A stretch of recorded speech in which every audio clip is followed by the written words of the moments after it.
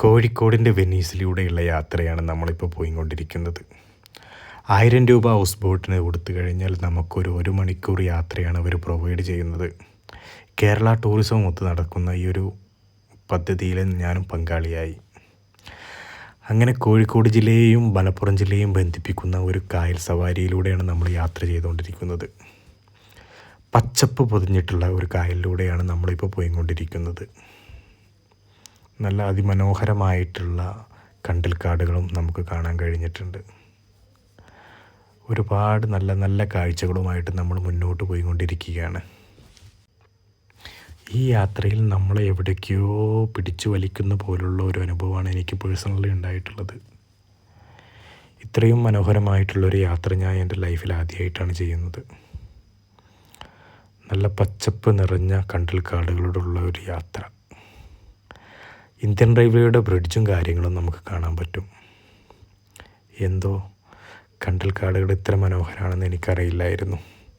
എന്തേ ഇത്ര വൈകി എന്നുള്ളൊരു എവിടെയോ ഒരു പറച്ചിൽ പോലെ തന്നെ ഞാൻ സ്വയം വിശേഷിപ്പിച്ചു.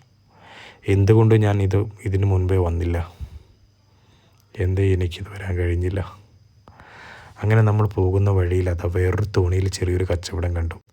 ആ തോണിയിലുള്ള കച്ചവടം എന്താണെന്നറിയാനുള്ള ആകാംക്ഷയോട് കൂടിയിട്ട് നമ്മളും നമ്മളെ വെള്ളം അങ്ങോട്ട് അടുപ്പിച്ചിട്ടുണ്ട്.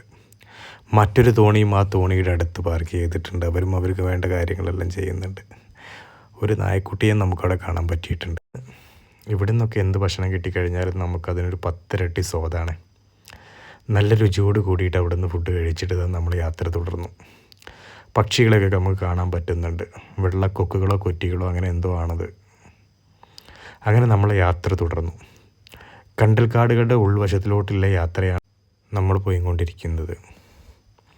നമ്മുടെ തൊട്ട് മുൻപ് തന്നെ നമ്മളെ പോലെ തന്നെ ഒരു തോണിയുണ്ട്. അവർ കുറച്ച് സ്ലോ ആണ്. അതുകൊണ്ട് നമ്മളും കുറച്ച് സ്ലോ ആയിട്ടാണ് പോയിക്കൊണ്ടിരിക്കുന്നത്.